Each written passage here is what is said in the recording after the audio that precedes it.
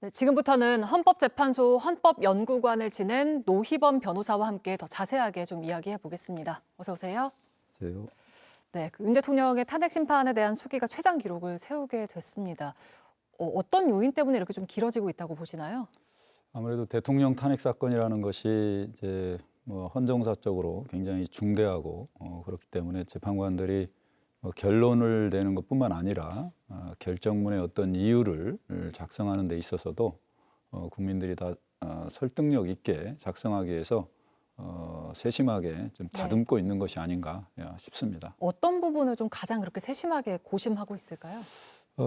이번 윤석열 대통령의 어떤 탄핵 소추 사유의 어떤 사실관계나 뭐 어떤 법 위반의 중대성 이런 부분들은 이미 변론 과정에서 다 이제 재판관들이 이제 심증을 형성했다고 봅니다. 네. 그리고 뭐 다툼이 있었지만 그 부분에 대해서는 대부분 이제 확정이 됐다고 보고요. 다만 제가 보기에는 지금 국회 소추 대리인 측에서 내란 범죄, 형법상의 내란 범죄 부분을 맨 처음에 이제 철회하겠다라고 네. 이제 그런 얘기를 했었고 네. 그것과 관련해서 윤 대통령 측에서 거기에 대해서 상당한 반발이 있었습니다.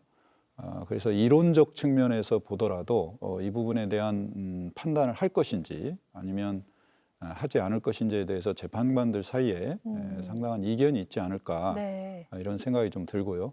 또 다른 대통령 탄핵 사건과 달리 이번 윤 대통령 탄핵 사건에 대해서는 뭐 통치행위를 뭐 주장한다거나 뭐 증거법칙과 관련돼서 여러 가지 이의 제기를 많이 했었습니다. 그래서 이런 적법 절차와 관련된 어떤 주장에 대해서 재판소에서는 나름대로 이 부분에 대한 판단을 해야 되기 때문에 네.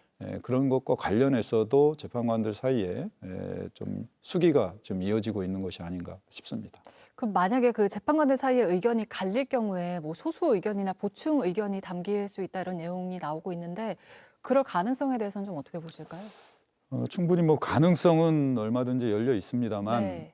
지금 이 사건의 어떤 중대성이나 결정이 나왔을 때 뭐 사회적, 국가적인 어떤 파급 효과 등을 생각할 때는 재판관들 사이에서는 전원 일치의 의견으로 좀 나오려고 하는 것이 아닌가. 그래서 심리 기간이나 선고 기일도 좀 많이 들어가는 것이 아닌가 이렇게 생각이 되고요. 네. 다만 이제 결론이 아닌 결정의 어떤 이유에 관해서도 재판관들 사이에 이견이 있을 수 있습니다. 그렇기 네. 때문에 결론에 대한 어떤 소수 의견이나 반대 의견이 아닌 결론에 이르게 된 어떤 이유나 보충을 하기 위해서 추가적인 의견이나 보충 의견은 있을 수 있다라고 봅니다. 그러니까 전원일치로 탄핵이 인용될 거라고 예상을 계속 해 오셨는데 지금도 같은 생각이신 거죠? 그렇습니다. 전 국민들이 다 보셨겠지만 이번 윤 대통령의 어떤 탄핵 소추 사유는 중대한 헌법 위반 행위이고 그로 인해서 우리 헌정 질서가 문란하게 된 것은 뭐 모든 국민들이 다 이해하고 있을 겁니다. 그런 네. 점에서 헌법을 수호하고 유지해야 되는 헌법재판소의 재판관들 입장에서는 당연히 이 행위의 어떤 위헌성 그리고 파면의 필요성에 대해서 충분히 인식하고 있을 것이다라고 생각합니다. 네, 지금 뭐 가장 관심사는 어쨌든 선고가 언제 나올까인데 이번 주 안에 나올 거라고 보시나요? 뭐 사실은 지난주에 나왔어야 된다고 저는 생각이 됩니다. 네. 지금 뭐 국가적인 혼란 상황, 국정의 불안정성으로 해서 많은 국민들의 삶과 좀 많은 지장을 받고 있는데요. 그렇기 때문에 이번 주에는 당연히 나올 것이다라고 예상이 되고 네. 또 나와야 된다라고 생각합니다. 네. 알겠습니다. 그 한덕수 국무총리의 탄핵 심판 선고도 지금 주목이 되고 있는데 그 주목되는 쟁점이 어떤 거냐면 탄핵 소추 사유 가운데 그 재판관 3인의 임명을 거부한 점이 좀 쟁점으로 떠오르고 있어요. 그러니까 앞서서 헌재가 최상목 권한대행에 대해서 그 마은혁 후보자를 임명하지 않은 건 국회의 권한을 침해한 거다 이런 결론을 내렸잖아요.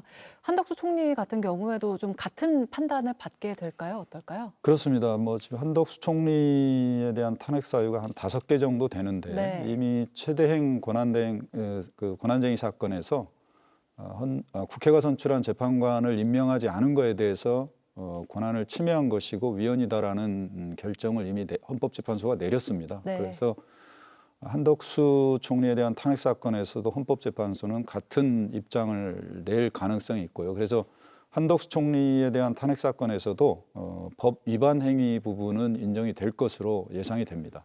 그 선고 결과가 윤 대통령보다 먼저 나올 수도 있을까요?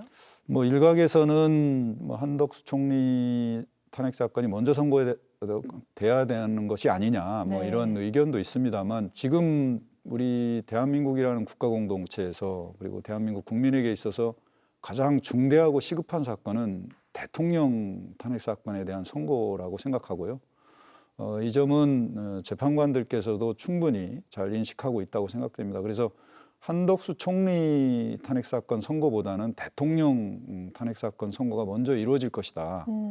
다만 대통령 탄핵 선고와 같은 날 한덕수 총리에 대한 탄핵 사건도 선고될 가능성은 여전히 있다라고 보여집니다. 지금 여당 일각에서는 대통령 탄핵 심판의 결론을 이재명 대표의 2심 결과 이후에 내야 한다. 이런 이야기도 하거든요. 이거는 좀 어떻게 보실까요? 저는 재판관들이 그런 정치적인 고려는 하지 않을 것이다라고 생각됩니다. 이제 탄핵 심판이라는 것이 헌법을 수호하고 유지하는 것이고 또 재판은 이제 독립돼서 정치적 고려를 하지 않고 해야 되는 것이기 때문에 뭐 이재명 대표의 형사 사건의 어떤 선고기를 고려해서 대통령 탄핵 사건의 선고기를 정하지는 않을 것이다라고 생각합니다. 네, 알겠습니다. 오늘 말씀 여기까지 듣겠습니다. 노희범 변호사와 함께했습니다. 고맙습니다. 맞습니다.